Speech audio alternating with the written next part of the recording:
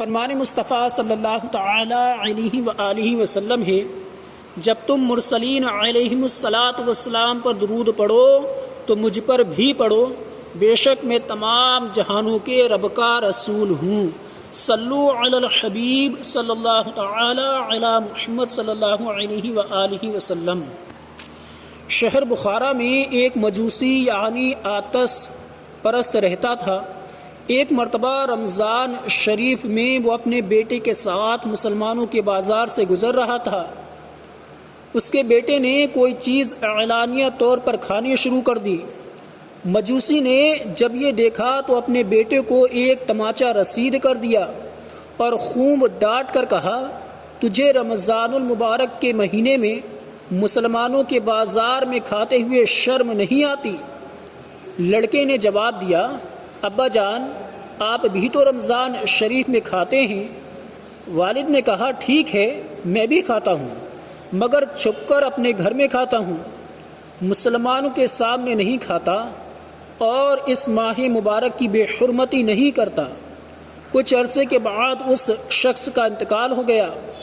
کسی نے خواب میں اس کو جنت میں ٹہلتے ہوئے دیکھا تو اسے بڑا تعجب ہوا۔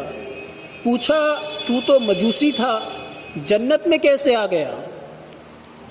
کہنے لگا، واقعی میں مجوسی تھا، لیکن جب موت کا وقت قریب آیا تو اللہ عز و جل نے احترام رمضان کی برکت سے مجھے ایمان کی دولت سے اور مرنے کے بعد جنت سے سرفراز فرمایا۔ سبحان اللہ۔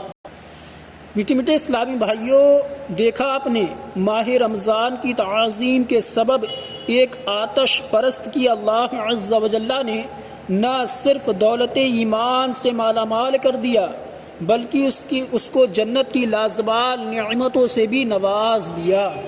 اس واقعہ سے خصوصاً ہمارے ان غافل اسلامی بھائیوں کو درس عبرت حاصل کرنا چاہیے جو مسلمان ہونے کے باوجود ماہ مبارک کا بالکل احترام نہیں کرتے۔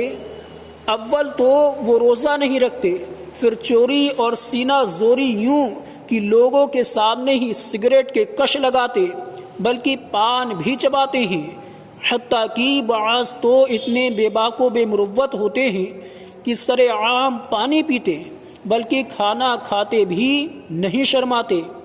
یاد رکھیے، فقہائے کرام رحمہم اللہ تعالی فرماتے ہیں، جو شخص رمضان المبارک میں بغیر کسی مجبوری کے علی الاعلان جان بوجھ کر کھائے پیے اس کو قتل کر دیا جائے۔